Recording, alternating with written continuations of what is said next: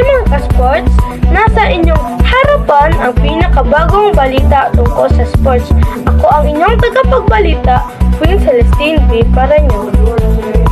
Nagwagi ang koponan ng San Isidro High School sa ginanap na Inter-School Basketball Tournament noong nakaraang Sabado.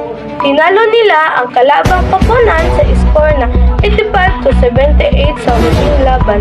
Pinangunahan ni Mark Del Cruz ang kanilang koponan matapos makapagtala ng 25 puntos sa buong laro. Dahil sa kanilang mahusay na teamwork at diskarte, nakuha nila ang kampyonato. Pinahayag naman ng kanilang coach ang kanyang pasasalamat sa mga manlalaro dahil sa kanilang sipag at dedikasyon sa pagsasanay. Inaasahan pa ang mas maraming tagumpay ng koponan sa mga susunod na paligsahan. At doon nagtatapos ang aking balita tungkol sa sport.